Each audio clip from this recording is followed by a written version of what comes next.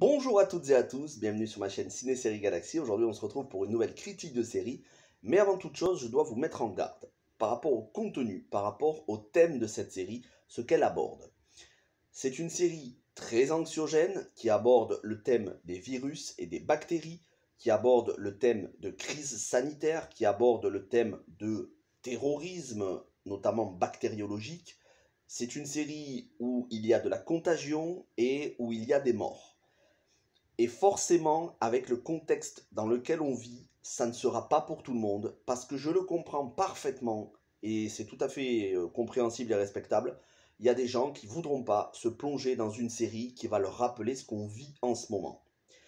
Si vous êtes parmi ces gens-là, eh bien cette critique n'est pas forcément pour vous et cette série n'est pas pour vous, en tout cas pas en ce moment, peut-être des jours meilleurs quand on sera sorti de cette crise. À ce moment-là, ça vaudra vraiment le coup puisque c'est une série quand même qui est historique, qui relate des faits réels qui se sont passés, de vraies enquêtes avec de vraies personnes qui sont interprétées par des acteurs, mais c'est peut-être pas le moment pour vous de regarder.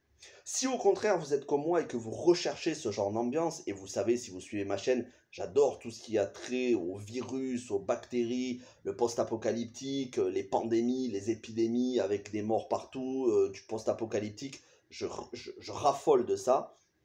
Si vous faites partie des gens comme moi qui n'êtes pas gênés par la situation, en tout cas la situation au niveau du virus, on ne parle pas de décision politique, si la situation que l'on vit, vous arrivez à la supporter plutôt bien, alors cette série va vous passionner et vous allez la suivre et vous allez vous régaler.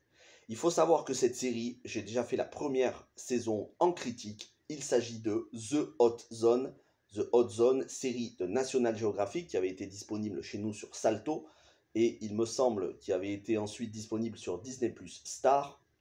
Quoi qu'il en soit, la première saison, il y a un an en arrière, je vous en avais fait la critique complète sur la chaîne. C'était au moment où je faisais encore des montages vidéo, donc j'avais mis pas mal d'extraits de la série. Je mettrai cette critique en lien à la fin de la vidéo qui sera en suggestion.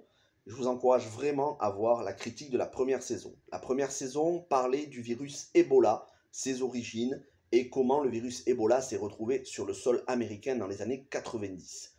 C'était un casting de très haut niveau. J'avais détaillé tout l'aspect technique de la série, mais aussi l'aspect réaliste, puisque c'était des personnes qui existaient, qui ont existé, et d'ailleurs qui ont été consultantes pour la série. Cette saison 2 est anthologique, puisque c'est devenu, à la base c'était censé être une mini-série, c'est devenu une série avec des saisons anthologiques. Et donc pour cette saison 2, ça s'appelle The Hot Zone Anthrax, et on va parler de l'attaque à l'anthrax qu'il y a eu en octobre 2001, après les attentats du 11 septembre, sur le sol américain, à Washington notamment, mais pas seulement.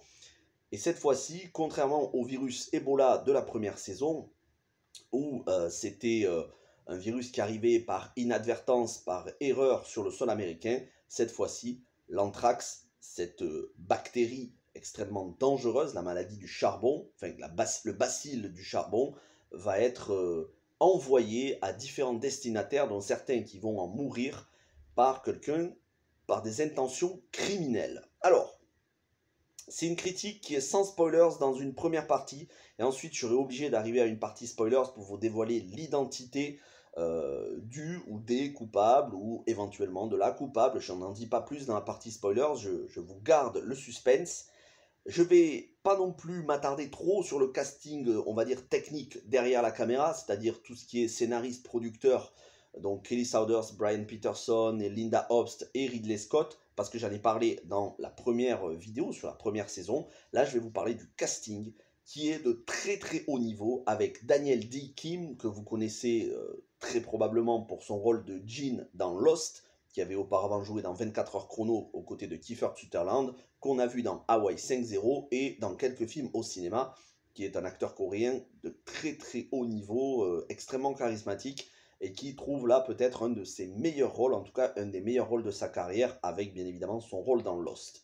Il tient le rôle d'un enquêteur du FBI qui est aussi microbiologiste et qui va tout simplement découvrir qui est le coupable, qui va mener l'enquête, et en parallèle à ça, qui est traumatisé par le 11 septembre, puisqu'il a été témoin du crash du vol qui s'est écrasé sur le Pentagone, et vous allez voir, c'est une bonne partie de la série. La série se divise en 2 parties, je vais vous expliquer ça. Ensuite, on a Tony Goldwyn. Tony Goldwyn qui a le rôle peut-être un des rôles les plus importants, le rôle le plus important de la série. Je ne peux pas trop vous en dire. Il s'agit d'un scientifique brillant qui va les aider à découvrir qui est le coupable. Un scientifique qui travaille, je ne sais pas si c'est le CDC, il me semble que c'est le CDC, parce qu'il y a beaucoup d'agences qui travaillent ensemble dans la série.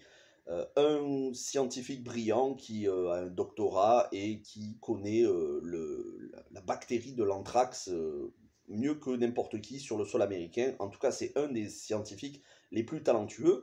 On a Dawn Olivieri qui est une actrice que j'ai découvert avec cette série. Je me suis aperçu qu'elle avait joué dans pas mal d'autres séries comme Secret and Lies ou Lucifer, que je n'ai pas vu, mais elle est vraiment excellente. Et enfin, on termine avec Dylan Baker que vous connaissez pour son rôle de Kurt Connors dans Spider-Man de Sam Raimi, notamment Spider-Man 3 de Sam Raimi. Voilà. Voilà pour le casting. Après, je ne fais pas tous les petits seconds rôles parce que ce n'est pas le but. Ce que je peux vous dire, c'est que ces 4 acteurs sont excellents et que Tony Goldwyn et Daniel D. Kim se tiennent la dragée haute dans des dialogues, dans des face-à-face, vraiment, c'est les 2 meilleurs acteurs de la série. Et ils sont de très haut niveau dans leur dialogue, dans leur interprétation. Ils sont irréprochables.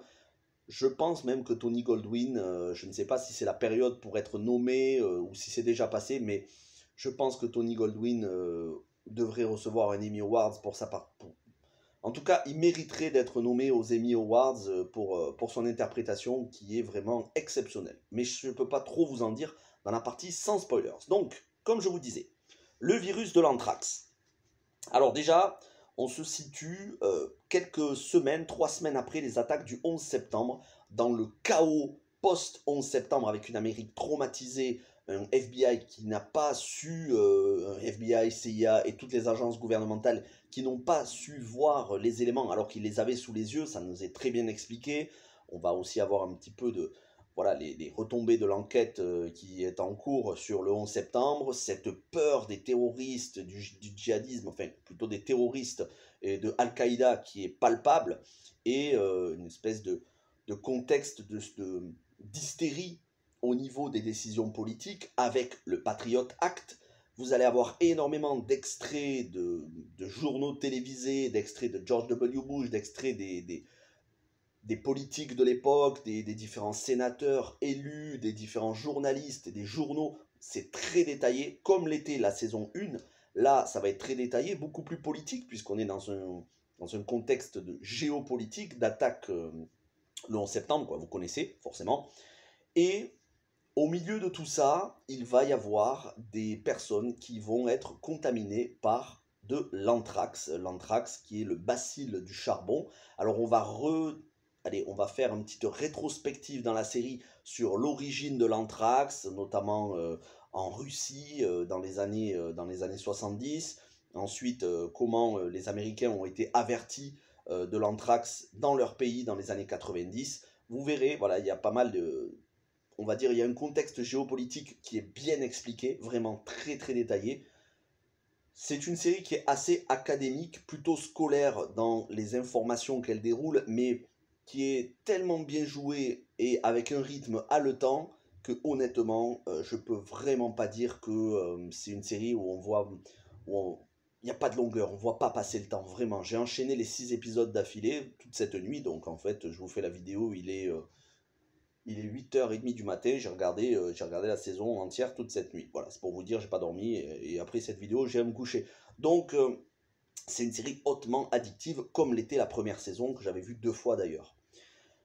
Au milieu de tout ça, on a des agents du FBI qui, pour certains, sont traumatisés, dont notre protagoniste principal, Matthew Riker, microbiologiste et agent du FBI, qui lui est traumatisé, comme je vous disais, d'avoir vu le vol qui s'est écrasé sur le Pentagone, qu'il a vu de ses propres yeux. Alors on va aussi avoir pas mal de scènes où on va décrire un petit peu la surprise des 2 tours. Vous allez avoir aussi des extraits des 2 tours au moment où elles sont percutées. Et dans ce contexte-là, on va découvrir des victimes de l'anthrax et on va apprendre qu'en fait, il y a quelqu'un, alors, et c'est là tout l'intérêt de la série de savoir est-ce que c'est une seule personne, est-ce que c'est un groupe de personnes, ou est-ce que c'est carrément Al-Qaïda qui a envoyé ces enveloppes avec cette poudre, ce bacille du charbon, donc cette poudre qui est l'anthrax, et qui a contaminé beaucoup de personnes. On va aussi voir à quelle vitesse l'anthrax peut contaminer, de quelle manière, et aussi de quelle manière s'en guérir, se soigner. Parce que contrairement à la première saison où le virus Ebola, c'est 90% de mortalité, et encore aujourd'hui, je crois qu'on n'a pas découvert de vaccin, en tout cas au moment où des événements de la série, il n'y avait pas de vaccin et c'était 90% de mortalité. Là, pour le coup, il y a un vaccin, la ciproxy, je ne sais pas comment ça s'appelle exactement. Il y a un vaccin qui est efficace, lui, pour le coup. On va y revenir parce qu'il y a un parallèle à faire avec le Covid très intéressant. Et eh bien, il y a des gens qui sont atteints, qui sont touchés, beaucoup de personnes, mais beaucoup de personnes qui s'en sortent. Donc, dans l'ensemble, la série est quand même moins anxiogène que la première saison. Si vous voulez vraiment flipper, vous regardez la première saison, vous allez voir des petits singes avec les yeux injectés de sang qui ont le virus Ebola et qui s'échappent. Ça, c'est bien flippant. En plus, qu'il y a pas mal de scènes qui se passent en Afrique dans la première saison. Mais là, cette saison 2, on va dire que les événements sont maîtrisés. On va dire que humainement, les événements sont maîtrisés. Et puis bon, l'anthrax, c'est quelque chose pour lequel on a une solution. Et qui, même si c'est hautement mortel, quand c'est pris à temps, on s'en sort. Après, bien évidemment, quand c'est pris à temps, et les victimes qu'il va y avoir, c'est parce qu'elles ont été décelées trop tard. Et donc ça, c'est les 3 premiers épisodes, puisque c'est une saison comme la première de 6 épisodes. La deuxième partie, on va dire, ouais, ça se divise en 2 parties, les 3 premiers et les 3 suivants. La deuxième partie, ça va être la traque, le compte à rebours, même la cavale pour attraper le suspect avant que le suspect n'efface ses traces, alors le ou les suspects. Et c'est là toute l'ambiguïté, c'est qu'on va avoir plusieurs pistes, plusieurs suspects, et au-delà de tout ça, on a les politiques, notamment l'administration Bush, qui va faire une pression monstrueuse pour qu'on leur livre un bouc émissaire, parce que l'Amérique veut un bouc émissaire. Elle veut un nom, absolument, pour que les gens se sentent un peu plus en sécurité, de savoir qu'il y a quelqu'un qui a été, admettons, Al-Qaïda, qui est responsable de tout ça. Et ça va amener aux événements que l'on connaît, à savoir ça va précipiter l'entrée en guerre des États-Unis en Irak, et ensuite en Afghanistan, puisque la série se termine en 2008. Les événements principaux des 6 épisodes se déroulent en 2001, mais dans le dernier épisode, ça se déroule en 2008. En fait, cette affaire de l'anthrax, qu'ils ont renommée Americatrax, ou Ameritrax, je crois, cette affaire-là a précipité l'entrée des États-Unis en guerre en Irak. Ça leur a donné un prétexte pour considérer qu'il y avait des armes de destruction massive. Vous savez, ces fameuses armes de destruction massive biologiques pour lesquelles l'Amérique de George W. Bush est entrée en guerre contre Saddam Hussein, eh bien, c'est en grande partie, bon, certes à cause du 11 septembre, mais c'est en grande partie à cause de cette affaire de l'anthrax, parce que l'anthrax, il y en avait en Irak, et justement, on se demande pendant plusieurs épisodes, est-ce que ce ne serait pas Al-Qaïda qui est derrière? Voilà, je ne peux pas vous en dire plus, vous verrez, hein, le coupable est clairement identifié, mais difficilement appréhendé, mais vous verrez, j'en dis pas plus. On peut faire un parallèle avec le Covid, parce que contrairement à la situation qui est décrite dans cette série, notamment le fait qu'ils ont un vrai vaccin qui marche, hein, et qui marche, voilà, qui marche vraiment, qui sauve des vies. C'est vrai qu'aujourd'hui, on a quand même un virus, le Covid, qui a un très faible taux de mortalité. Il faut pas se mentir, ça c'est vrai, hein, c'est pas du complotisme. Le virus du Covid-19, en tout cas les variants que l'on a en ce moment, ont un très faible taux de mortalité. Donc c'est même pas comparable avec l'anthrax, qui déjà n'est pas un virus, et encore moins avec le virus Ebola. Il ne faut pas non plus céder à la panique, à la paranoïa. On le voit, c'est peut-être des conséquences plus graves encore. Et surtout, il ne faudrait pas en arriver à des décisions politiques. On y est arrivé, hein, aux décisions politiques, de monter les gens les uns contre les autres sur une peur irrationnelle. La série nous montre qu'il faut avoir des réponses fiables et que avoir des réponses partielles qui ne sont pas exactes, ça peut entraîner des guerres, notamment la guerre en Irak où tous les jeunes Américains sont envoyés au front. Et malheureusement, aujourd'hui, qu'est-ce qui se passe en France pour une maladie qui a un très faible taux de mortalité, contagieuse, c'est certain, mais qui n'est même pas comparable avec le virus Ebola, bien évidemment, ni encore moins avec l'anthrax. Eh bien aujourd'hui, voilà, on a un pays qui est séparé en deux, la France, qui est quasiment au bord de la guerre civile, où les gens se détestent, se haïssent profondément. En même temps, quand vous avez un président qui insulte son propre peuple, il y a un parallèle à faire, un parallèle avec le fait qu'on cherche des boucs émissaires. Alors là, en l'occurrence, dans la série, on cherche comme bouc émissaire Al-Qaïda. Est-ce que c'est vraiment Al-Qaïda? En France, on cherche comme bouc émissaire les non-vaccinés. Et j'ai trouvé que le parallèle était pertinent. Euh, on peut faire confiance à la science, bien évidemment, mais à condition que la science soit efficace. Dans la série, elle est efficace. Mais elle est efficace voilà, sur des vaccins, enfin sur des virus clairement identifiés, avec des vaccins qui ont fait leurs preuves, tout simplement. Voilà, ça je voulais vous le dire parce que il me semble que c'est quand même très très important à l'heure actuelle. Après, je ne veux pas tomber non plus dans des théories dites complotistes, mais c'est quand même intéressant. Les virus ou les bactéries de cette série The Hot Zone ne sont absolument pas comparables, ni de près ni de loin, avec la situation qu'on est en train de vivre dans le monde entier. On rappelle, il y a quelques millions de morts, hein, beaucoup moins de 10 millions de morts, hein, beaucoup moins de 10 millions de morts, je crois qu'il n'y a même pas 5 millions de morts en l'espace de 2 ans sur 8 milliards de personnes. Et à l'intérieur de ce nombre, on ne sait pas si c'est uniquement du Covid. Donc voilà, il faut savoir raison garder, même si, bien évidemment, ça n'est pas juste un simple rhume, le Covid. C'est pas ce que je suis en train de dire.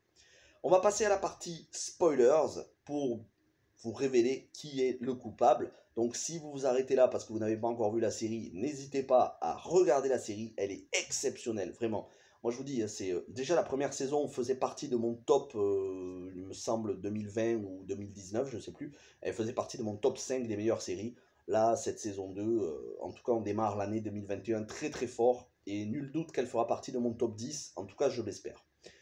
Partie spoilers dans 5, 4, 3, 2, 1. C'est parti. Alors, eh bien ici, ça n'est pas Al-Qaïda. Ça n'est pas Al-Qaïda qui est le coupable, mais c'est le docteur Bruce Ivins, joué par Tony Goldwyn. Ce docteur qui est en quête de reconnaissance, qui se dit patriote, mais qui en fait est quelqu'un qui a de graves problèmes psychiques, psychologiques. En fait, c'est quelqu'un de paranoïaque, schizophrène, qui a eu une enfance difficile. Sa mère battait son père limite à mort. Il a vu des actes de violence dans sa propre famille. Sa mère voilà, qui le maltraitait psychologiquement, qui l'humiliait.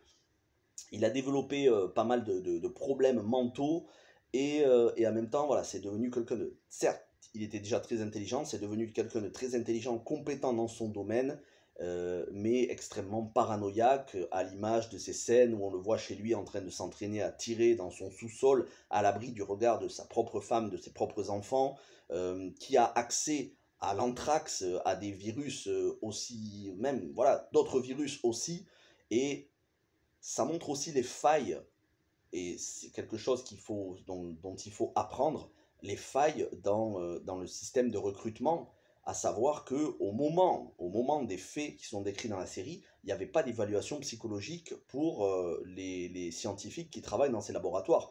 Vous imaginez si vous avez quelqu'un qui est complètement schizophrène paranoïaque et qui se méfie de tout le monde et qui veut s'en prendre aux gens et qui a accès à des virus extrêmement dangereux, ben voilà, c'est le cas malheureusement, c'est arrivé et c'était un Américain. Alors il a fait ça soi-disant pour mettre en garde les Américains, pour mettre en garde le peuple américain, pour dire attention, voilà, si on n'est pas vigilant, voilà ce que pourraient faire des étrangers, notamment des terroristes. Sauf que ce faisant, c'est lui qui a été le terroriste et 5 personnes, seulement 5 dans la série, certes c'est déjà beaucoup, mais c'est seulement 5 quand on connaît la mortalité du bacille du charbon, c'est que 5 personnes qui ont été, qui sont mortes, 5 personnes innocentes, mais qui sont mortes dans la série, donc enfin dans les événements qui sont vraiment déroulés, hein, parce que c'est une série qui se base sur de vrais événements. D'ailleurs, la série, dans le dernier épisode, à la fin au générique, cite les noms des personnes et elle dit clairement cette série qu'elle a été créée pour pouvoir rendre hommage aux victimes de ces événements-là. Donc c'est très très bien renseigné, mais c'était quelqu'un de très instable mentalement et ils n'ont pas réussi à l'arrêter. Ils avaient énormément de soupçons, ils avaient beaucoup de preuves, mais pas de preuves indéniables. Et au moment où ils avaient les preuves indéniables, où ils sont allés pour l'arrêter, le mec s'était suicidé juste avant en faisant une overdose de médicaments. Mais voilà, ils ont mis presque 10 ans, entre 2001 et 2008, pour pouvoir enquêter. Ils ont accusé d'autres personnes à tort, justement parce que l'administration américaine voulait très très vite un nom. Et on voit aussi le problème des médias, qui est plus que présent aujourd'hui, qui n'a jamais été aussi présent. Le problème des médias qui veulent absolument un nom à fournir aux Américains, un bouc émissaire, histoire de passer à autre chose. Et des personnes, notamment un scientifique innocent, a lui été accusé, en a fait les frais, alors que celui-ci, le vrai coupable, a couru dans la nature. Donc c'est une série qui est extrêmement intéressante, je vous encourage vraiment à la regarder. Regardez ma vidéo sur la première saison, regardez 2 saisons d'affilée, The Hot Zone, première saison sur Ebola, deuxième saison sur l'anthrax. J'espère qu'il y aura une 3e saison, mais je n'en doute pas. Et ça parlera de notre virus, peut-être le SRAS, on verra, peut-être la grippe espagnole, je pense pas, mais peut-être la grippe aviaire, on verra, quoi qu'il en soit. C'est extrêmement passionnant. Merci d'avoir regardé cette vidéo. Moi, je vous dis à très vite. Portez-vous bien, passez un bon week-end et ciao tout le monde.